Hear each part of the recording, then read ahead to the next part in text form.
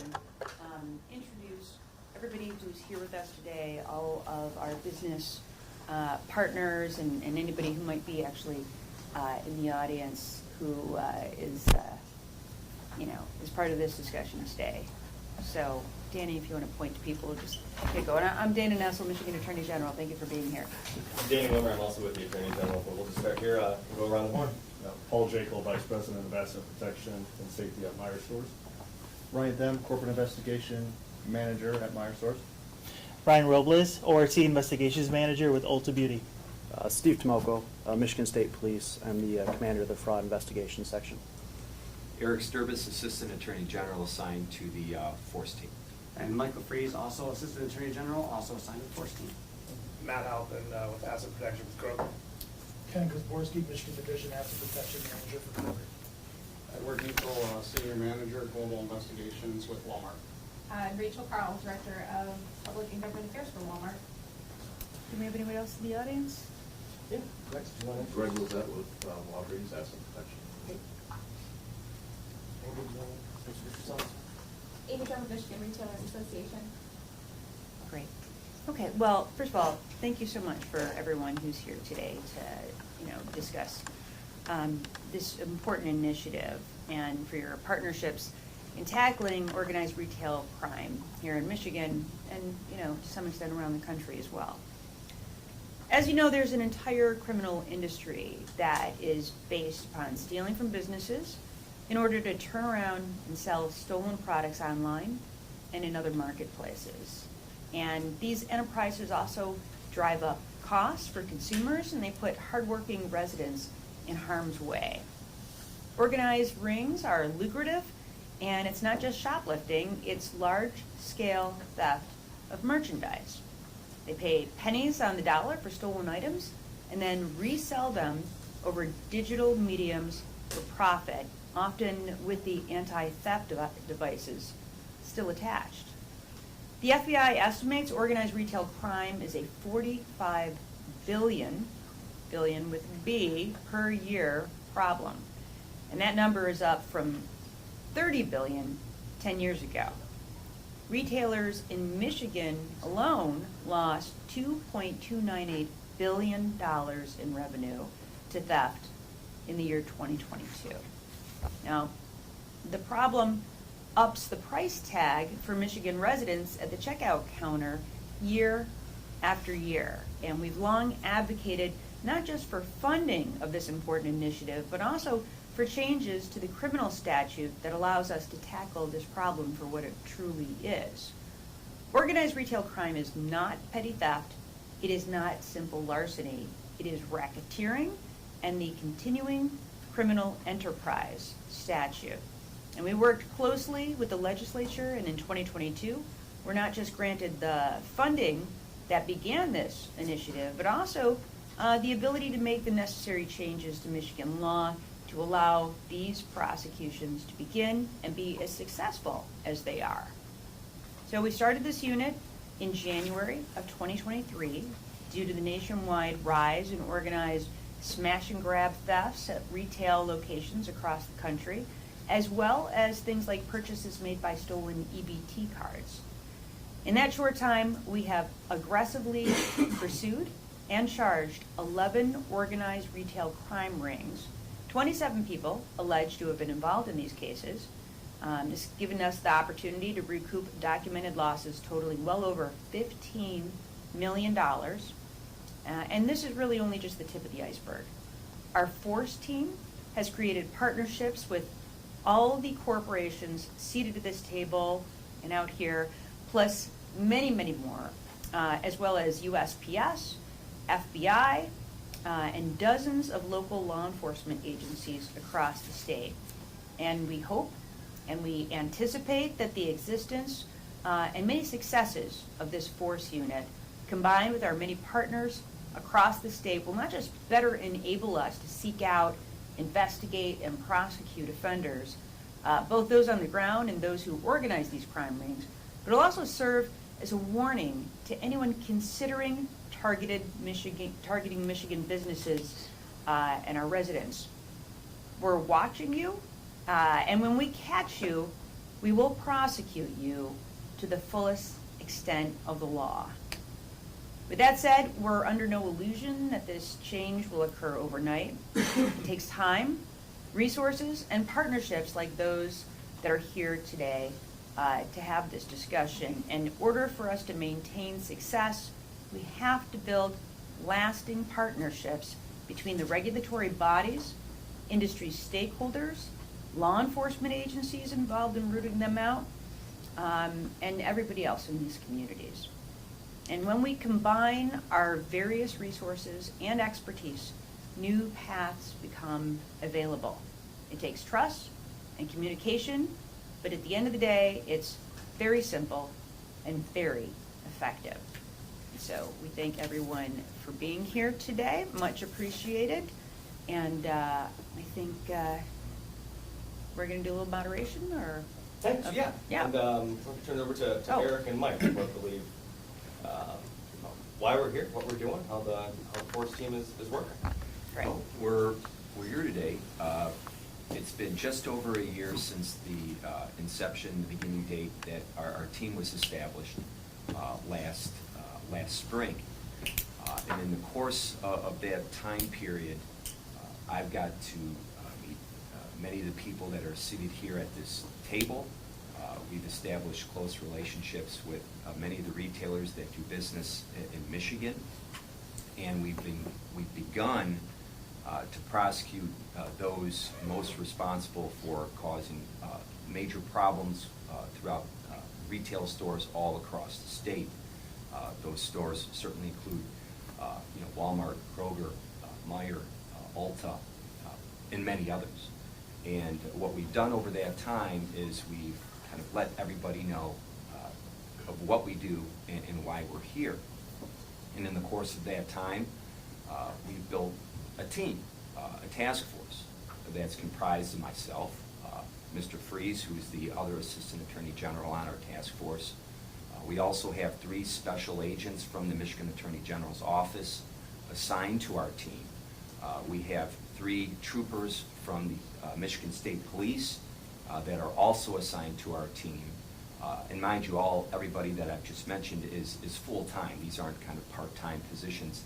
Everyone's full-time on this task force. In addition to that, as we begun, other agencies have noticed the need to also kind of be included on our team based on the efforts of what we were doing and the successes that we've had.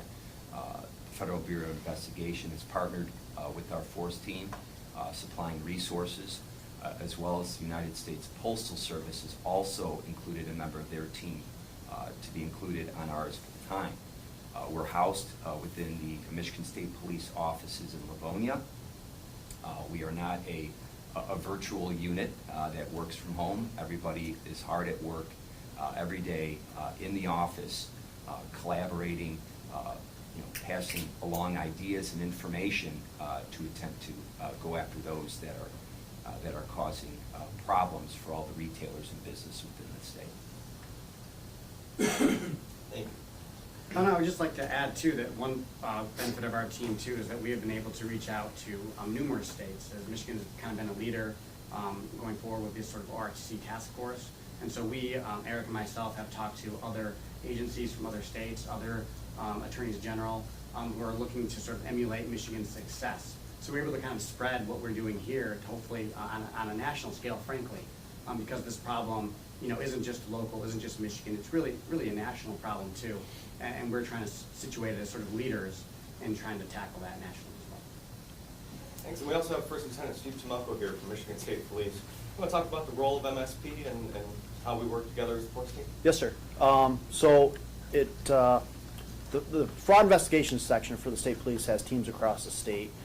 We have stationed in Grand Rapids, Kalamazoo, Lansing, and then in Detroit.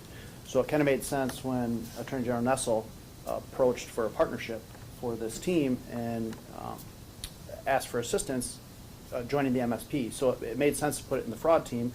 They were already kind of investigating ORC type crimes, but didn't have the full resources to dedicate to the program. So what we've done moving forward with the Attorney General is We've added 3 troopers full-time to the team, one of them being a assistant supervisor to the Attorney General supervisor assigned to the team. And then also what we're able to pull from is the bodies that we have on the other teams across the state. So we've allowed us to expand our footprint statewide. So now that you don't have to come to Livonia if you're a local agency experiencing a theft or a group that's hit you, now we have a team in Grand Rapids that you can go and meet with that team in Grand Rapids and stay locally around there, that you have your points of contact. We have one in Kalamazoo that you can do as well. So that's kind of been a bit of a bonus to the force team that's helped expand the word that we're out there. Our detectives from those teams meet at meetings with local agencies to kind of just offer assistance, to see what's going on, if they're experiencing any issues, and then bring that forward to us. So the onboarding process has been very beneficial. And then the other aspect is MSP has a lot of resources. That's our bread and butter is assisting agencies that don't have the resources that we do. That can be for our labs, that can be for surveillance abilities that we have, or other investigative resources that just cost a lot of money, to be honest, and agencies can't afford that. So it's been hugely beneficial to bring the task force in with us, and also benefits the MSP moving forward. It's a problem that's affecting all the citizens of Michigan, and not only Michigan, but across the entire nation. And our agency's been around for a long time, so we've seen a lot, and it's helped out to be able to tackle this. And the last thing I just wanted to add is, honestly, the game changer for us has been having a true dedicated prosecutorial resource. That's unheard of. That's to have a statewide ability to prosecute cases and bridge those jurisdictional gaps that weren't able to do before.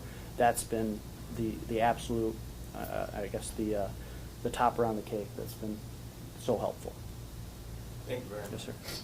And, of course, want to hear from our retailers as well. I was wondering if folks might share with us what this partnership means for your efforts, or if they had some remarks they wanted to make here about the Force team and how you found working with the Force team. If we would start with our friends from Walmart, I would appreciate that. Yeah, absolutely. I think what initially comes to mind is something Lieutenant Nessel just kind of touched on is with the creation of the Force team, it provided Walmart and other retailers alike the ability to directly present investigations to a team of trained investigators, but more importantly, if one might say, actual prosecutors that were dedicated to the unit who understood organized retail crime.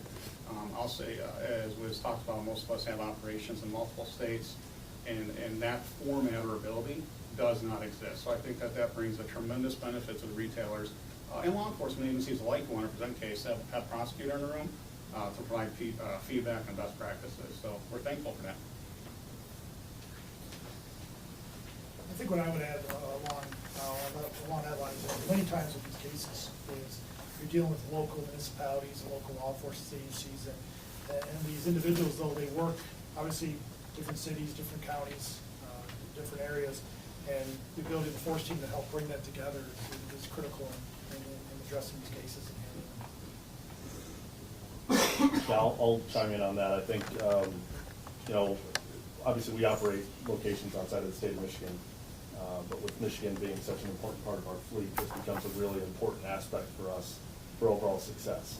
And I do think that there's significant value that is different here in Michigan on how the Force team has been able to set this up, the support of the legislature, but also the tethering of law enforcement with prosecution all the way through to the end has been extremely important.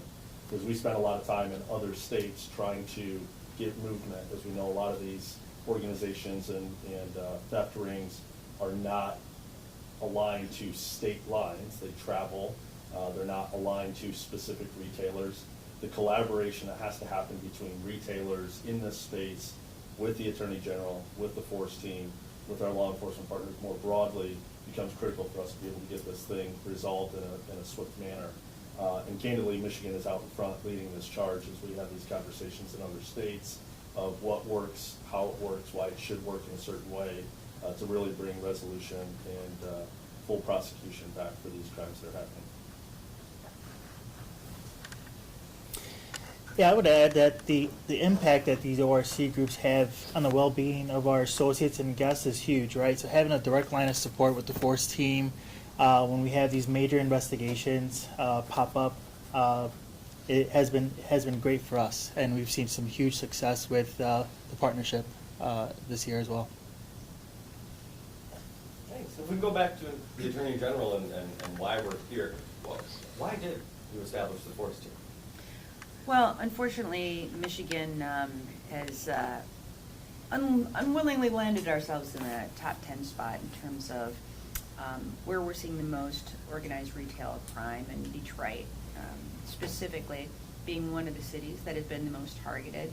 And having myself live in Wayne County, done a lot of work in Wayne County, I think there's nothing more depressing than seeing stores have to, shutter their doors because they simply couldn't sustain operations because of the amount of organized retail crime going on in those particular stores, in those particular communities. It's bad for business. It's really bad for consumers too, though. It seemed as though we needed to have really a dedicated unit, again, working with our partners in the business community to get this done. But of course, recognizing that we couldn't do it alone and we needed help from the legislature. We were really fortunate to have great partners in the legislature and in the governor's office that, were willing to listen to us and to see what that need was. And again, the two parts of this, making sure that we could fund a dedicated unit where you had people who were specialized in this, and what I saw a little bit in other AG's offices that had started to tackle this, these cases would go to their general criminal unit, but you didn't have assistant AGs or special agents that had subspecialties in this. So they were just handling all kinds of cases. So you would have new cases come into them, and they, just becoming familiarized with really how these crime syndicates worked, I think was a challenge to them, not to mention all the technology that's involved. There's so much. But, knowing that we really had to have a dedicated unit and knowing that we had to have laws that allowed for more than, a 93-day misdemeanor in some instances, understanding that you had to have significant penalties, and that significant penalties, were appropriate for the kinds of crimes that we're seeing. Again, I think there was a misunderstanding that we were talking about, someone coming in, some teenager coming in and lifting some eyeliner or something. That's not what we're talking about at all here. We're talking about thousands of dollars going into the millions of dollars of theft from just, one of these cases. So we really appreciate the partnership again with the governor and the legislature and their work, and then of course with the business community. But we knew we had to do something more than we were seeing, not just of course here in Michigan, but what we were even seeing across the country, and kind of start something new and different, but that would be very effective, and I think we've achieved that. Eric, how big is the ORC problem in the state? Well, And I'm sure many others will have Sure. opinions on that as well. Well, the Attorney General, hit on it. It's a multi-billion-dollar problem just within the state of Michigan alone. And it's affecting the way businesses operate. It's affecting, the customer experience inside stores. It's likely affecting the price that you pay for goods that you get at the stores that are subject to these types of crimes. So it affects everything and everyone. And what was going on before is that, as we touched on, these cases don't just stay within one store or one locality or one city. These are individuals that go from store to store, location to location, county to county, and sometimes state to state. And what's happened for the longest time is that no one was kind of looking at the entire picture of that operation. It was going probably not only unlooked, but certainly unprosecuted. And why we were formed is to kind of look at that big picture, see where all these individuals, the stores that they're going and who they're affecting, and build a case not on just on one-off retail fraud that they may have stolen on one date and time, but on the 10, 20, or 100 instances that they've gone to stores within the state to do what they've been doing. And before this team was put in motion just over a year ago, that was never done. So now there is a team, there's a task force dedicated to build these cases and find these rings that are not only going to one location, but to multiple locations, and then prosecute them based upon the totality of their crimes and the havoc that they're wrecking within businesses across the state. No, I think what the Assistant Attorney General said is exactly right. A lot of times this is more than just financial crime back to loss of product in our stores. It's also carrying a degree of violence inside of our buildings, whether it be for our team members that are trying to be able to mitigate that, or for innocent customers that just happen to be in store shopping. And so this is activity that has a far larger reach than just financial loss to a business. There's the risk of resale of goods that we now have no control over what has been tampered with, what hasn't been tampered with, whether it be in terms of baby formula or other consumables. And so being able to really kind of protect this and understand the impact all the way through, I think has been a really important aspect. And as the Attorney General said, I think this is not shoplifting that we're talking about. These are large-scale financial crimes that carry a degree of violence that impact everybody in the network, from a customer and the consumer all the way through the retailer or the employees of retail stores. So it's a continual battle.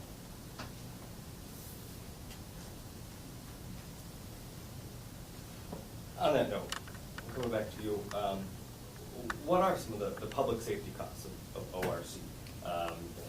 Purchasing the items with an unknown, custodial history, at the scene of incidents. Could you discuss those costs? Yeah, there's multiple layers to that, and there's going to be a couple things I do want to specifically touch on. Is first, obviously, we're in a digital age, so online platforms are everywhere. We have easy access to it. We have it on our phones nonstop. I mean, we have kids that have it on their iPads that can probably purchase games if they want, whatever route they want to choose. But a lot of these websites are really good at masking to look legitimate. And a lot of this product that we're seeing stolen from the stores are then taken to locations where they're sold out of warehouses or sold out of back doors of locations, and then shipped out to your residence. And you think you're buying a legitimate product or a product from a legitimate retailer, but you're not.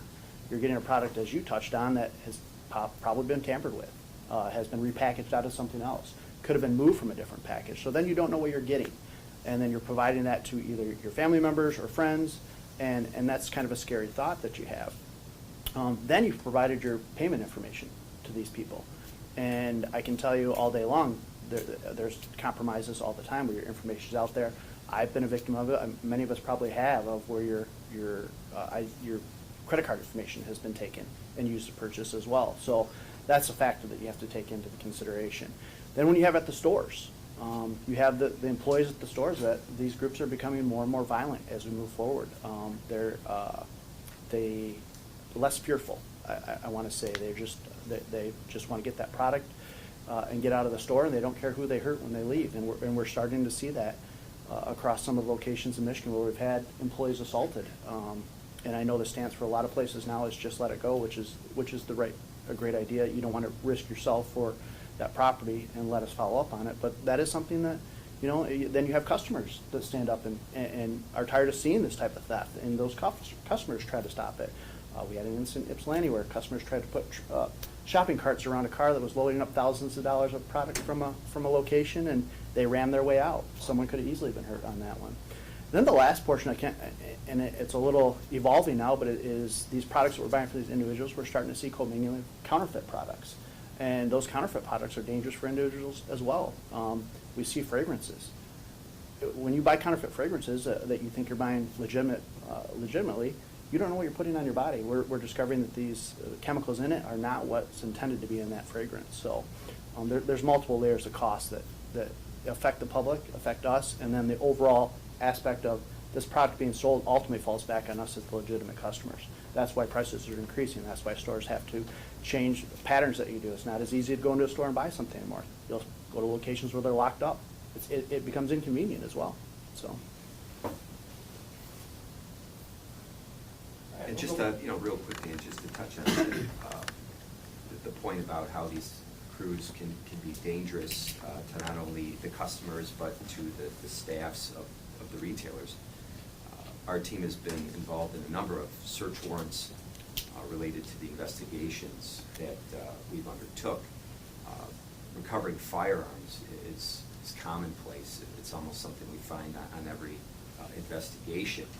And these are the same individuals that are going into these stores day in and day out to take things without paying.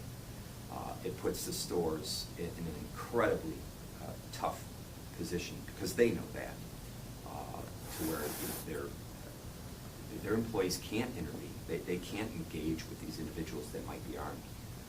So that's why you need a multifaceted approach to tackle this problem, working with the retailers, their investigators, local law enforcement, and ultimately you need a team such as ours to kind of put all that information together to prosecute these individuals, essentially from a distance, to where we can kind of get that information, know what they've done, and then prosecute them without having kind of boots on the ground or at the store to get them in the act.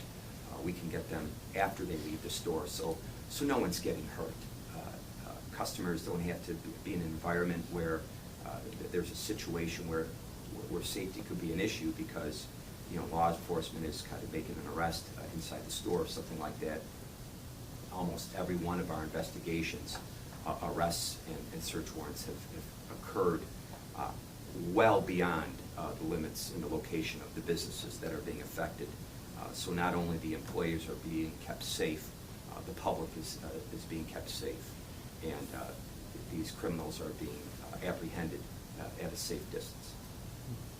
And if I could add to that a little bit even further, is one thing we're doing as a force team now is we're cooperating with retailers and local law enforcement agencies to do stings at locations. So we, when there's a theft, we believe there's going to be a theft in a certain area, we'll send detectives into the store. We'll work with the store detectives. We'll have uniformed presence on the outside, ready to make those arrests and take that out of the hands of the loss prevention for the stores, which puts that risk more on the law enforcement side where it should be in the first place. I'll return to the Attorney General. The force team, is the force team a law enforcement initiative or is this a consumer protection initiative?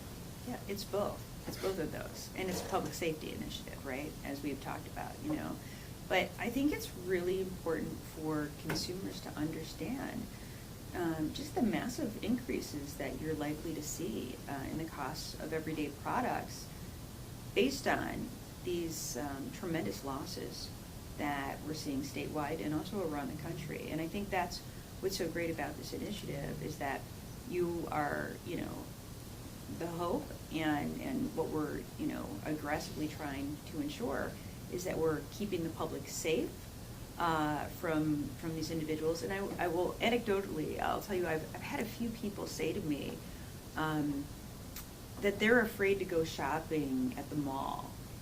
And it breaks my heart. I'm kind of an 80s kid who spent a lot of time at the mall, and it's just a fun place to go, whether you're hanging out in the food court or going into different stores and shopping. And I mean, it just kind of breaks my heart to think that people would be afraid to go into our businesses and stores because they're afraid of this, organized retail crime and the violence that accompanies it. And if you've ever seen it, whether you've been there in person or whether you're just watching a videotape of it, it's concerted violence very, very quickly in a way that is terrifying for people who are in the vicinity, whether they're workers or whether they're customers. And, we want to do everything in our power to make sure that people know that, again, just because you walked out of that mall or that store, it doesn't mean you're getting away with it. And it doesn't mean that you're not looking at considerable time in prison. And we have better and more sophisticated ways to catch you and hold you accountable. And we have people right now who are already on these cases starting to serve time, and many others who I think are going to serve considerable sentences. So the message we want to send loud and clear to the perpetrators of these offenses is that, this is not going to be worth it for you. because you are going to end up likely going to prison for these types of crimes because they are very serious crimes. But on the other hand, we want to make sure that consumers are protected as well. And, you know, we see the cost of, you know, everyday items that, you know, go up and up. And again, a large part of that is attributable to the losses being experienced by these businesses. And if we can stem that, if we can curb that, then, you know, we can hopefully help to ensure that we're not continuing to see an increase in the price of products and various different items that people need to be able to purchase for a reasonable price. So for me, being the top law enforcement official in the state, but also the top consumer advocate in Michigan, it's really a way to sort of, you know, mesh both of those positions in a way that I think is helpful to public safety, but also helpful to consumers in our state. And on that point, we have affected some great efforts in this area and have successes in stopping some of these things. Absolutely. There's been rings that have been operating with impunity in our state, targeting specific stores. Many of those investigations are still ongoing, but we believe that those rings have been largely stamped out as a result of our efforts in eliminating them on the spot. We're not waiting, you know, 2, 3, 4, 5 months to kind of make a move on these groups. With the efforts that the retailers are utilizing and contacting our team, local law enforcement, we're able to become aware of these problems almost in real time, as opposed to you know, getting reports, reading them, and kind of just a delay of the process and transfer of information. You know, our task force is set up to where we can get information quickly. Everybody at this table has our cell numbers. If something's going on, they make sure to call us, and we can get on that quickly to make sure it just doesn't get out of hand. And I would even say that we've found that some of these groups have been active for years prior to our involvement. And as Eric has said, we are able to then, in a matter of months, sort of curtail this activity that has just been going on, frankly, unchecked for so long. So it's the real benefit of this task force that we're able to, you know, hear from retailers, and even in some cases hear from citizens themselves, letting us know what activities are going on so that we can step in and stop this. What does that mean, or what effect has that had? I'm asking our retail partners here to have that centralized, you know, contact point ready to go, aware of, you know, what you've been working on, to have the force team as the one unified kind of outreach point there. Yeah, I can speak to that a little bit. So I've had the privilege to kind of be on the journey as this whole thing started, you know, a little over a year ago, like working with our government affairs teams, working with a lot of folks around this table, working with the legislators to put this whole thing together and kind of see it evolve. But having everything we've talked about for, you know, centralized prosecutor, someone you can talk to that has that mindset, having the Michigan State Police teams, fraud teams, and different components to support it, having federal support and OIG and inspector folks that can help lean in and connect the dots on things. Like, what we're talking about is retail's getting attacked by groups that was hard to mitigate. So being able to spin up defense right away and start looking at the problem and have a diverse group of people to go and find a quick way to start mitigating it, tackling it, investigating it, and then putting together a plan to build a good case so that you can stem the activity. It's been invaluable to us to have that phone we can pick up, you know, to be able to dial up a prosecutor and say, hey, here's something new we got, what do you think? Or talk to our Michigan State Police counterparts. It's been invaluable for us. And then, you know, just connecting the dots with our peer retailers too on, we're all victims, and being able to prosecute across counties at a state level and encompass all the victims, I think that's the other big win on this, where you're not having to, where all the victims can kind of get built up under that one big case. So I think it probably helps with efficiencies within the courts too. And overall, it's benefiting us all, and I think with all the excitement and the wins that we're getting out of it, it's going to be one of those things we're going to continue to see benefits as we get into, you know, year 2, year 3, and beyond. and I'll just say a giant ditto to that. For us, being able to have a one-stop shop within the Attorney General's office, we're so thankful for your leadership and for the legislature to put time, money, and effort into building out this initiative has been invaluable. Walmart, we work every day to have low prices for our customers, and when we have these giant rings come in, that really affects our ability to have products that are available, affordable, so that folks can save money and live better, exactly what we live for. And so by having this team put together, the one-stop shop, the ability to work with all our partners, to have that cross-communication with all the people that are necessary, it gives us the ability to be stronger, to respond more quickly, because this is definitely an evolving trend for us. So just exactly to their point, investigatively, I think it's such a huge win in the sense that retailers have been stuck for a long time just filing a local case. You know, they dial non-emergency, a beat officer comes out, takes a report, and then that beat officer is taking 15 calls in a shift, and it's just, they file a report, and it goes, works its way up the ladder.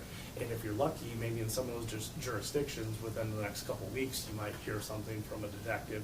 Well, by this point, that group's moved on, they've changed their MO, and having this group just to go straight to creates that time distance gap behind these groups, just instantaneous for the ball to get rolling. I think that's a huge win. We're not always playing catch up on these because we're able to work out in front of it. That's a real big win for all the retailers.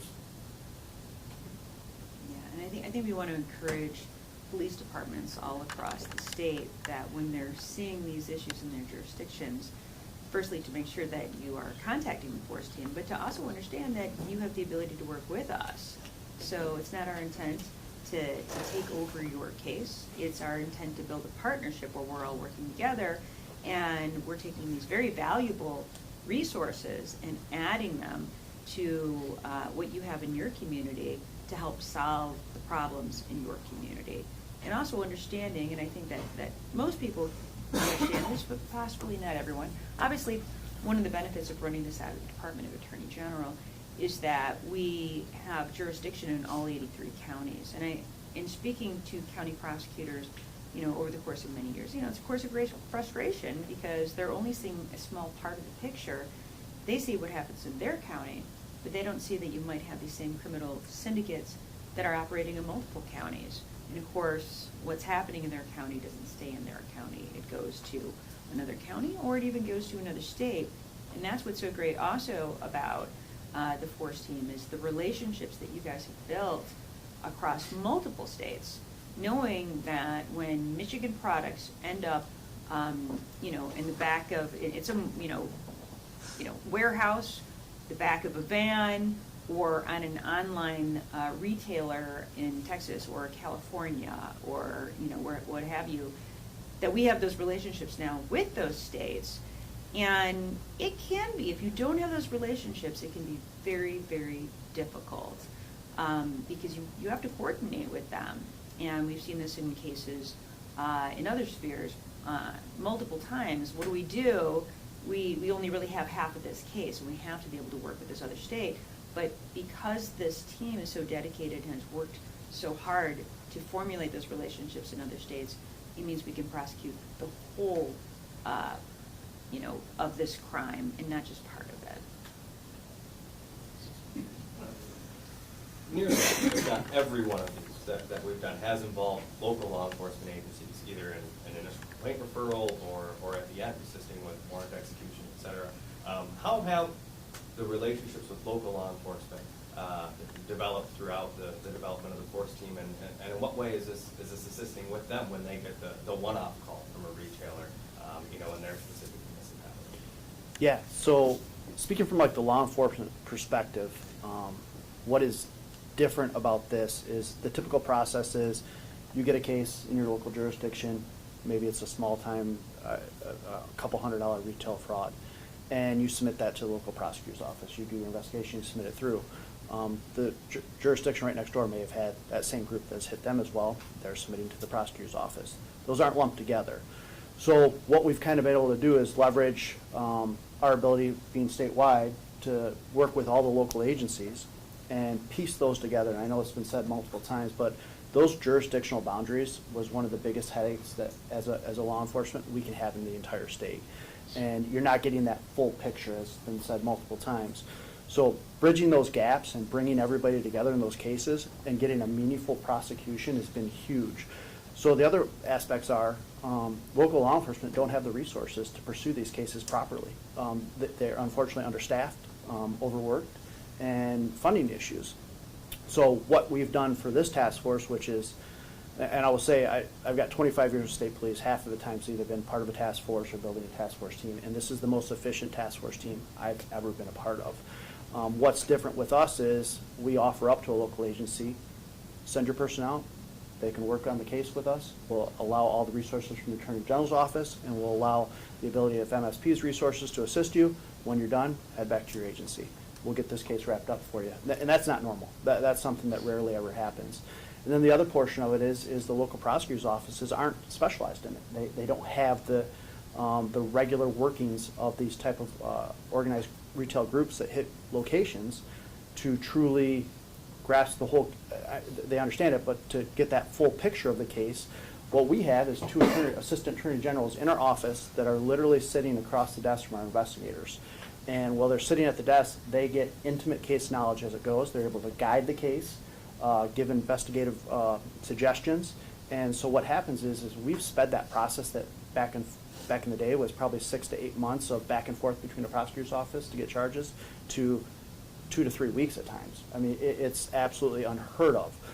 It's quite the talk of everywhere. We get a lot of agencies ask, how do we make this happen? And all I can do is point to you. So it's been huge. And then the last portion of it, and I kind of want to add just not only law enforcement, but our retail partners, is we have an open door policy in our office. If an organized retail group is hitting, say, Meijer, or Walmart, or Kroger, or even Alta's, you're welcome to our office. You're welcome to sit down with our investigators, present that case direct. You're not calling around to local agencies and trying to find a detective that will take your case. You have it now. That our force team is that group that can reach out, and we're seeing that from other states as well. When we started this task force, we were trying to learn the landscape out there and who do we contact in each state, and now it's kind of become us that every other state calls, and that single point of contact, which makes it so much more efficient. So. And along that point, Danny, I know Mike had mentioned this earlier. Other states are starting to kind of take the lead from what Michigan's doing. We've had a couple of meetings already with some other states that want to pick our brain about how we operate and what we do and how can we do that same thing and make it happen in our state. So, thankfully for the efforts of AG Nessel and kind of getting the ball rolling with this much needed initiative and task force to solve this problem that's affecting every state in the country. Other states are starting to kind of notice and then try to duplicate what we've already begun. The other states are reaching out to prop up units, the task force of their own? Yes, yes. Not all states, not every state, but certainly we've got about 4 or 5 states now that have, 3 or 4 that have reached out to us since we began. And this has just been a year. That's only going to expand and get larger next year and the year after. Hopefully by the time, 4 or 5 years from now, this will just be a common unit in every Attorney General's office across the country. Yeah, I think it was only about 14 months ago we were here announcing the first charges from the force team. I'm very curious what, obviously we were aware of this problem when the unit was established. What have we learned in those 14 months that you're then able to share with those states looking to assemble their own force team equipment? Well, what we've learned is that, I've been a prosecutor for almost 18 years. I've been a local prosecutor, and Eric was my intern. yes, Just gonna say that. That is a fact. And, working in Wayne County, working in Macomb County, I prosecuted retail fraud.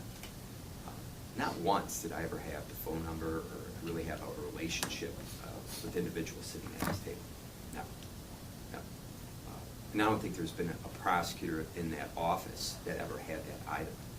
The fact that, I'm still a prosecutor working for the Attorney General, and I know everybody at this table, and I can call them on the phone and discuss issues that are happening in their store is I think a service that I'm able to provide that just wasn't, kind of at the forefront of what I was doing before as a prosecutor, but now it is because of this task force. So what we've learned is that, how important it is to kind of communicate, build relationships, collaborate, and kind of get everybody that this issue is affecting on board with what you're doing, so you can kind of know what's going on. Instead of just, like before, just reading a police report, getting a short synopsis of what happened, quite frankly, maybe never even calling somebody like Ed or Paul to kind of say, all right, well, what else is going on? I see this person kind of stole this X, Y, and Z from your store, but, has this person come, before, or can you tell me more? We're probing deep into the issues now of what's happening, whereas before, as a local prosecutor, you're just getting a short paragraph of what happened and really not diving deep at all into the problem. So, what I've learned is that this is a big problem that you need to be specific and have a task force specifically existing to address the issue. And I think that's what we do, and I think that's why we've been successful. And it's only been a year. Gosh, I'm excited to kind of share the news. Hopefully, in a year from now, everything else that's happened in the 12 months to come.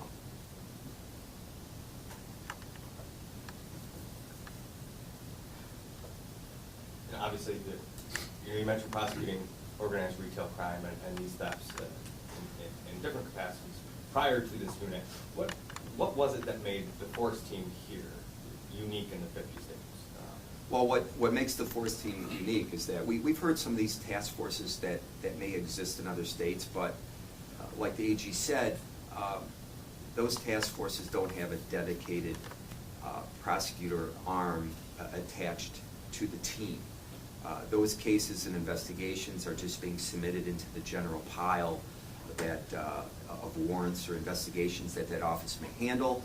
And I think every situation, task force that's been explained to me, they're in an entirely different location. We're all physically in the same room. And these cases are big. The information that's involved in a lot of these criminal enterprises, organized retail crimes, is massive. The amount of surveillance, reports, everything else surrounding the investigation is huge. And thankfully, we kind of learn by osmosis. Thankfully, by being in the same room, by the time that case is ready to be presented in a report form, myself and Mike know everything about it.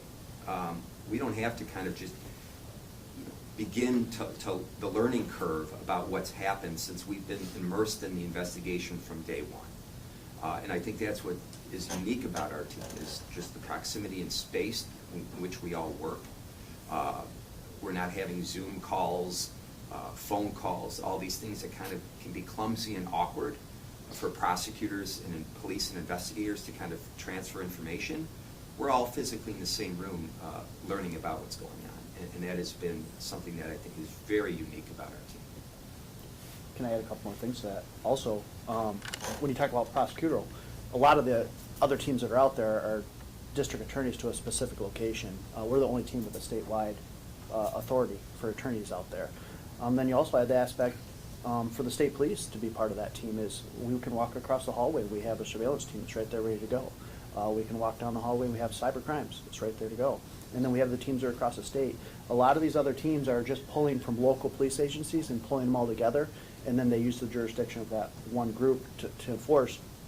With the Attorney General's authority and ours, we're able to bridge that gap again for allowing for statewide enforcement without any issues for the jurisdictional problems that we've seen in the past.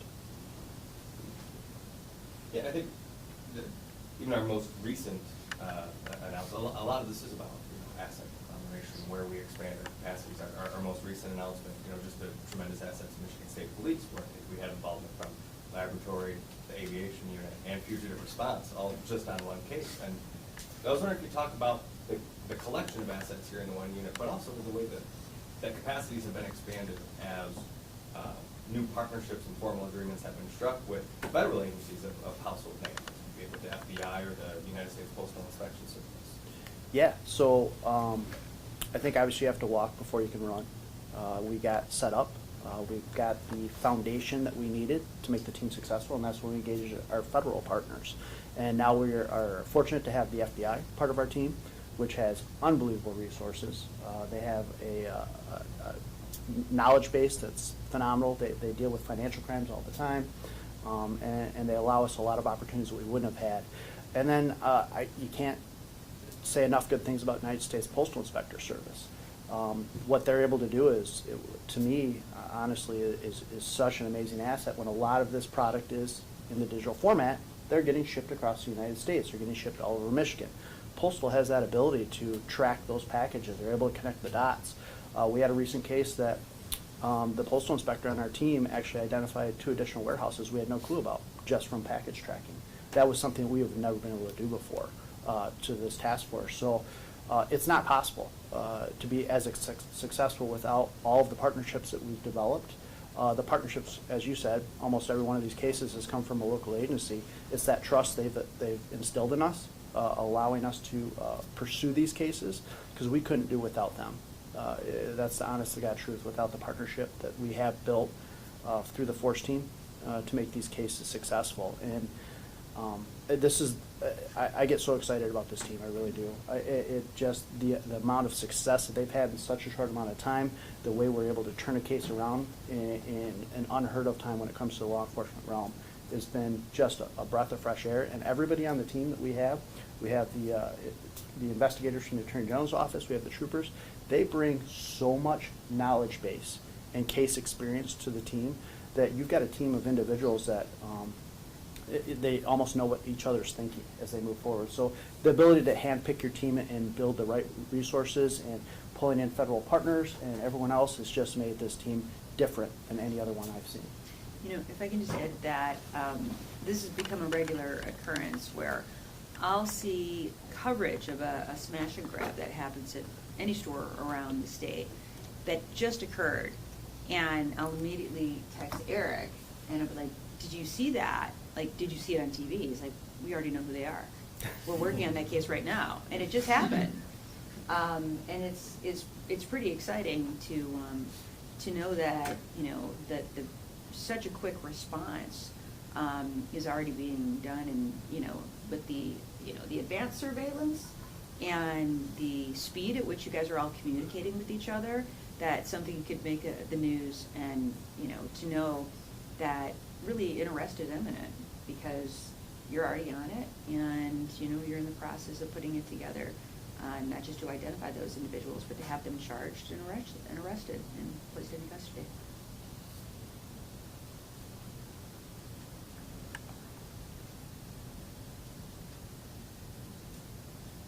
I want to talk with some of our retailers here about, you know, we talked a lot about the value of that one call contact, right? And the expanding federal partnerships certainly, you know, bolster that one call. But I want to discuss, how did you establish your initial relationship with the force team and become folded in with the operations to where we're working together on cases with every one of your retailers here? I don't know if anyone, yeah, please. Yeah, so my initial engagement with the force team was actually at a conference last year. It was a law enforcement retail loss prevention conference where I met the force team, and from there we just hit the ground running. I think, fortunately for Walmart, we had a long-standing relationship with many members or agencies that ultimately were assigned to the force team. That's why early in 2023, when Attorney General Nessel announced the creation of the force team, we were excited to start working with them, because based off our prior experiences, the people that were selected for the team brought, as Lieutenant Smeckel meant, tremendous and vast amounts of knowledge and experience. It's a hard-working unit, but they truly do embrace, I think would be understated, the teamwork approach, whether it's working with other local, city, state, or federal law enforcement, as long as it's going to help create successful closure to an organized retail crime group. So I think, you know, I would expand on Rachel had mentioned it's a one-stop shop, but I think I'd add it's a best-in-class one-stop shop for us to bring our organized retail crime cases to, which really does not exist in many other states. And even states that do have this, they're trying to follow this format. The partnership or the camaraderie that exists in their room when you go visit their office, that's nowhere else. So we thank you all for what you've established and look forward for years to come, as Eric had stated. Through our corporate ORC team is how we get connected. We support any partnership that we can have. obviously with all the opportunities that go on out there, it's great to have a partnership.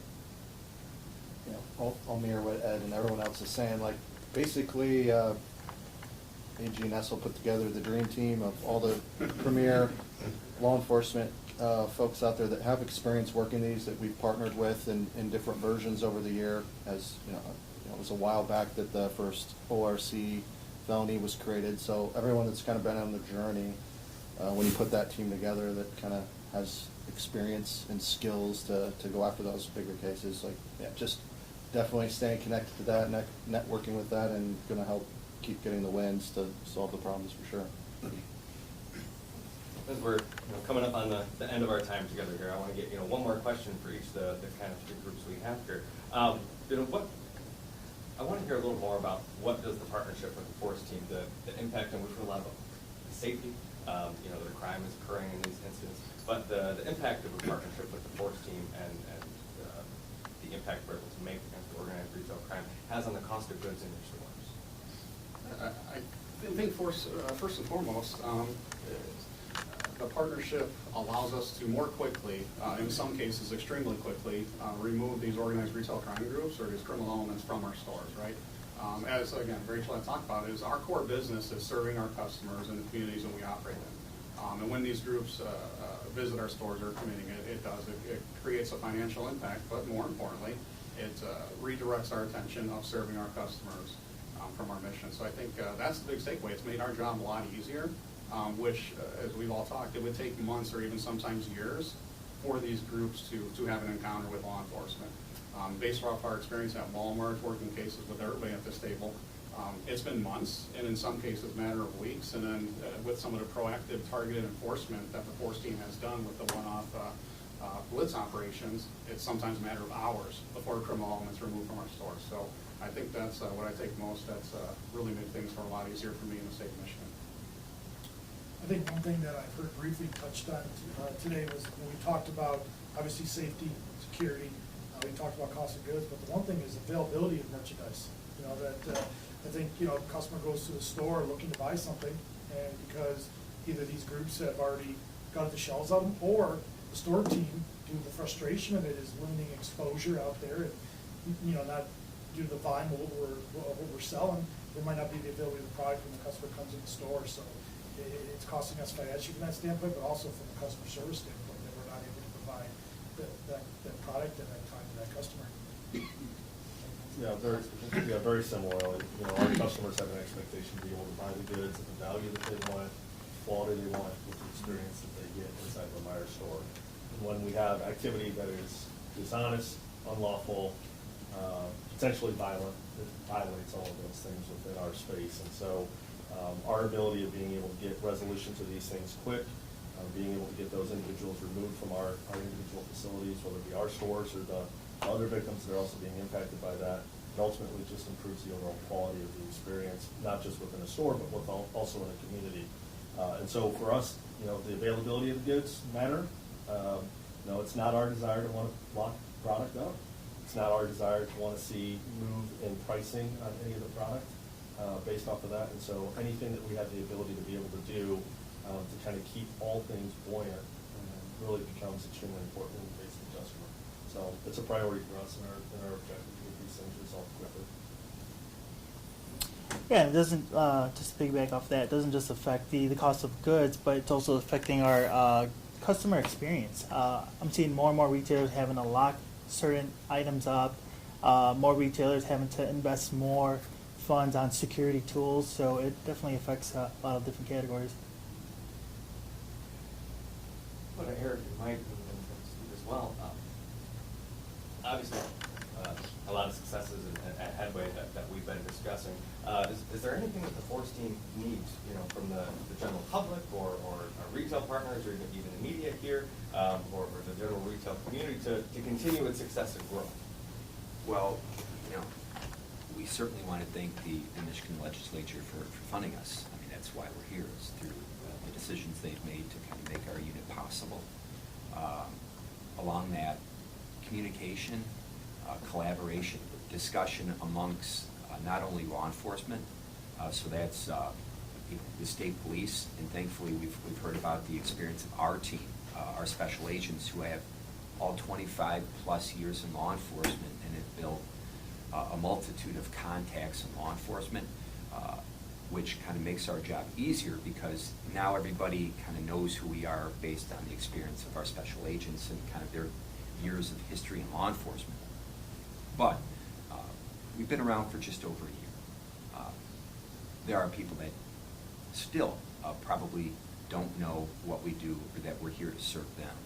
So what we would like to have everybody know, from the media to retailers that are here and that are not here, and to all law enforcement agencies across the state, is that if there is a problem, there is a team in Michigan tasked to help solve that problem and work with them, not take their work away from them, but work with them in making that customer experience better, allowing kind of businesses to kind of thrive in Michigan and want to come here because they, you can keep your shelves stocked, okay, and product on your shelves.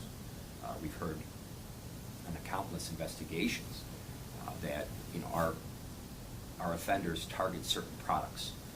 They're not necessarily just getting everything from A to Z. They're going after certain products, and oftentimes we've experienced the fact that when a customer wants to go to the store, that product simply isn't there, or it's behind a case, or it just something has happened as a result of this theft that has invariably affected their kind of customer experience in providing that product and that service. So what we want to know is, and let everybody know, is that we're here to serve those stores, those businesses that are here in Michigan that have problems going on in their stores, law enforcement agencies that have cases and investigations that simply don't fit the bill of the local prosecutor, to come to us, call us, collaborate with us to discuss what's going on. And just to piggyback off that, I just can't emphasize the communication enough, both from retailers, citizens, as well as law enforcement. Like Eric said, our door is always open.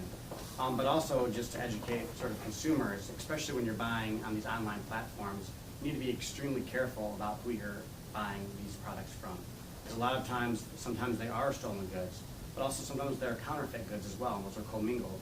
And those counterfeit goods specifically can be very dangerous, whether that be something that you're ingesting or putting on your skin, or frankly, if there are some safety equipment or other things that you would put in your motor vehicle. So you have to be extremely careful because it's not always easily seen who you are buying these things from. So you need to do a lot of research sort of on your own on these online platforms. And I think consumers being more aware of that too would sort of drive some of the demand and maybe would put a dent in it on that way as well. But then also if you see something, you need to feel free to contact our office because we are always open and always able to look in and investigate further. The consumer alert, but certainly also conversation and retail community awareness. Absolutely. And if that sounds like he's thanking you for being here, it's because he is. Thank you. I want to go to the Attorney General for a last question and his closing remarks and what we've learned here today. But I want to start you off with just one question. This is an initiative that started a year ago with your leadership. Do you see this as a unit remaining at the Department of Attorney General beyond your tenure in the office? Yeah, I mean, that's the hope I think that we all have, right? And, we've seen initiatives in this department come and go.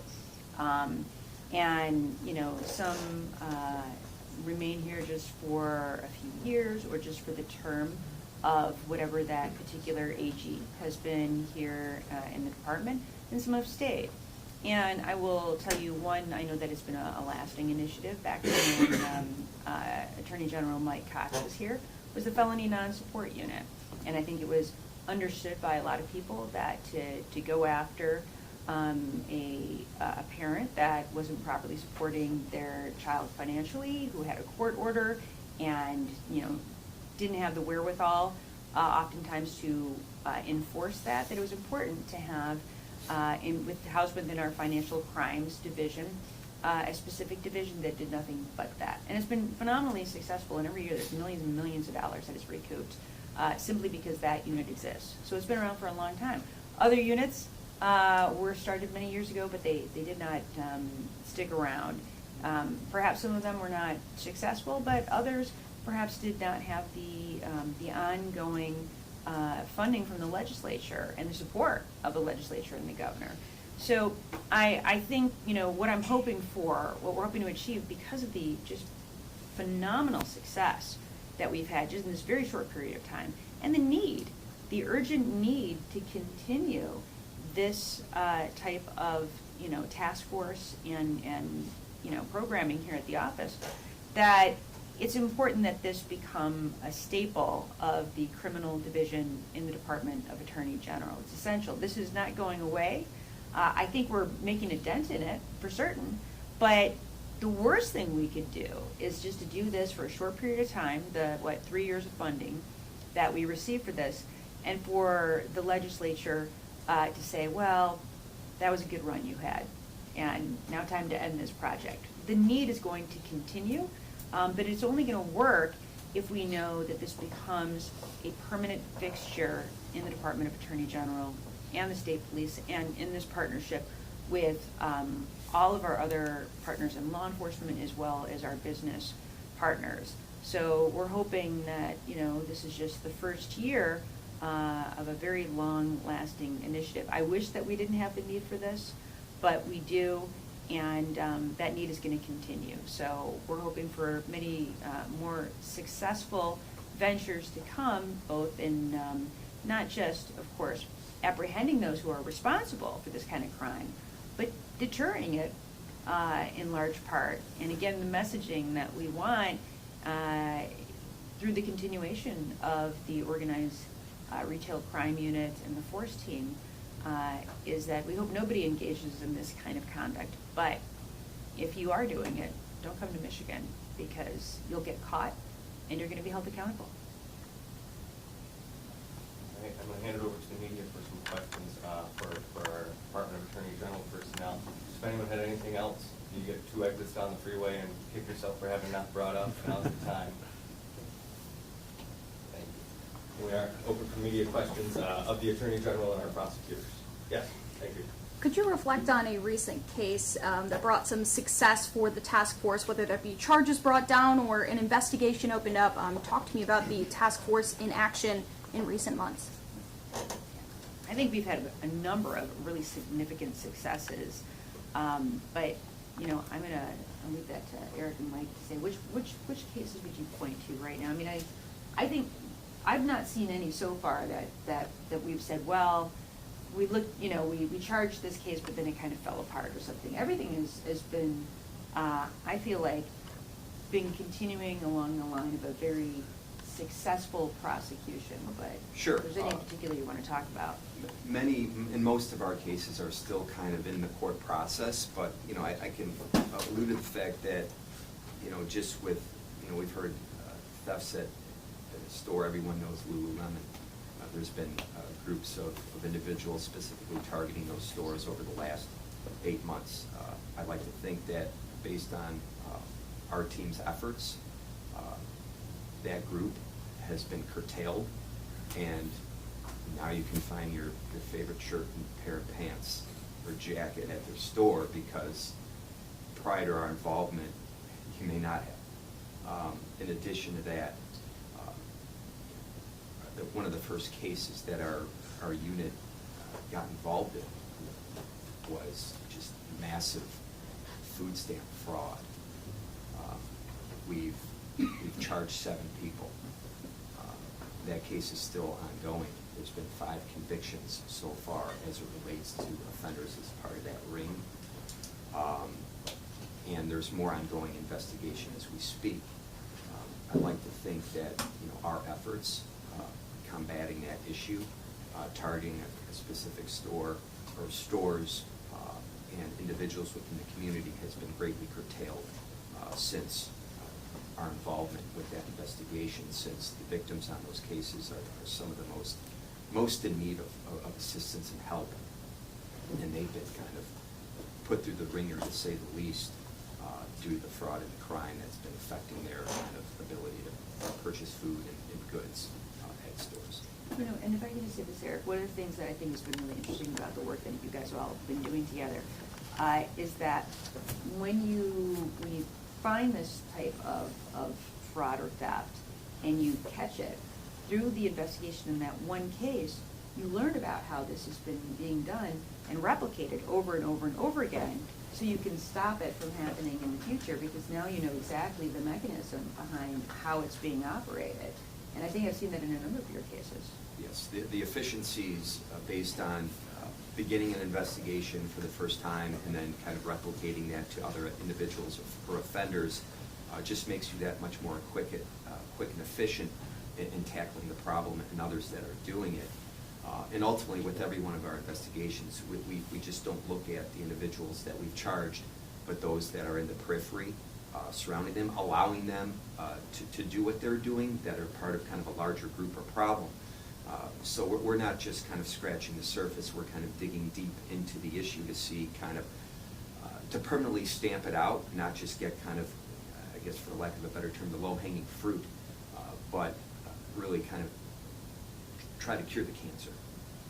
And I would say also, there's going back to communication with the retail partners.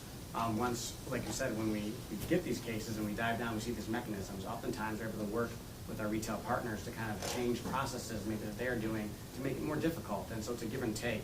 And that communication process really wouldn't be available if it wasn't there. So that's another great thing that our task force has done. Thank you.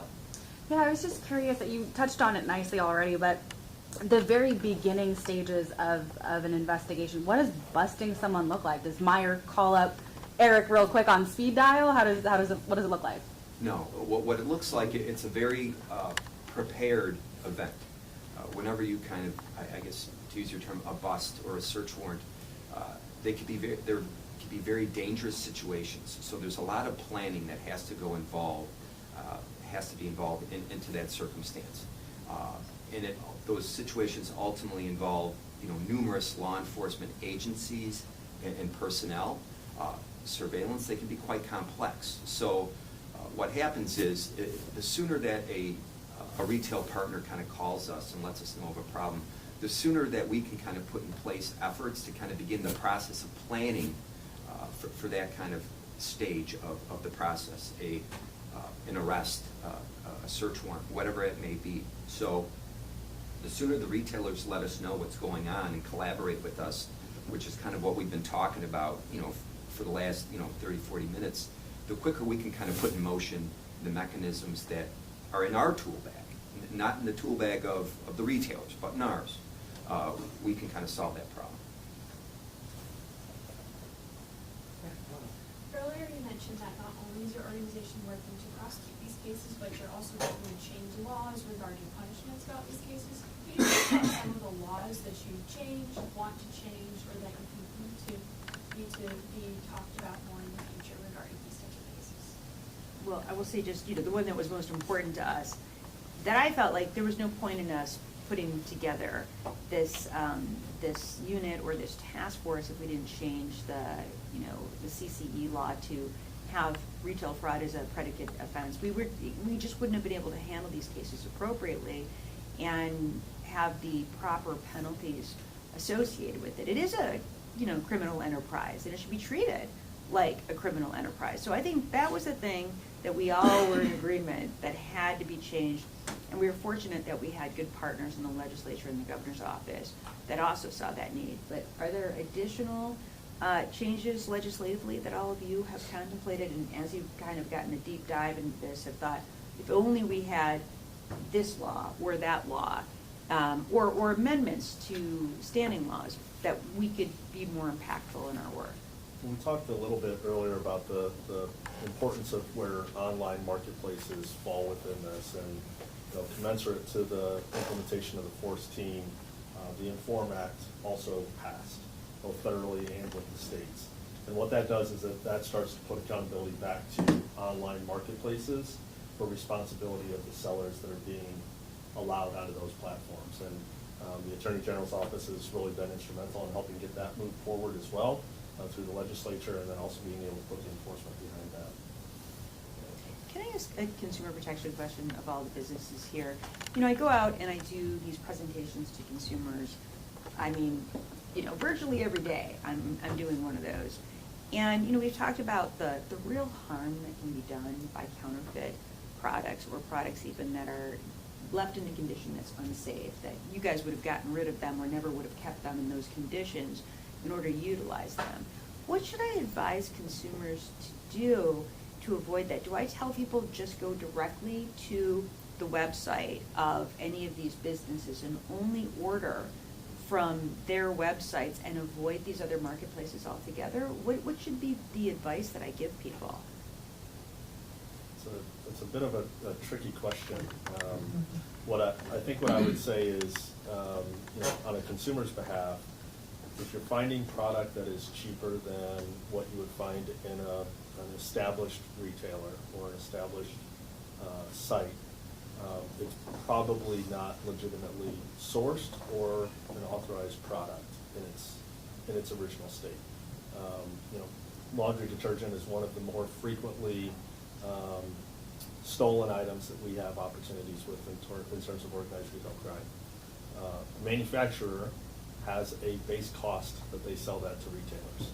Oftentimes, we're finding online marketplaces that are selling that under cost. That's not realistic. And so I think just being able to have a general understanding in terms of market value of product, and if a deal looks too good to be true, it most likely is too good to be true, and it can be potentially dangerous. So shop around, and if it looks too good to be true, you know, best practices, don't purchase it. Right. Yeah. All right. Well, thank you, everybody, for joining us today. Thanks, everyone. Thank you so much. Oh, Great no. work. Oh, thank you. Fantastic, honestly. Great appreciate answers and responses to all that stuff. I enjoy this type of Yeah. It's good that we have this conversation. Yeah, I think so too. You know, it's good to get information out there. Yeah, thanks so much. I appreciate it. Whatever organizations and third-party support, whatever, so. But that looks like I don't know. Fantastic. That's good. That's good. I thought this was great. Yeah.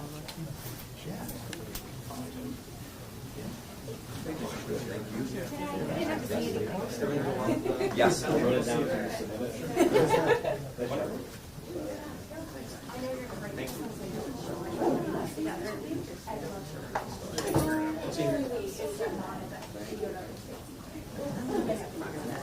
Thank you. I appreciate it.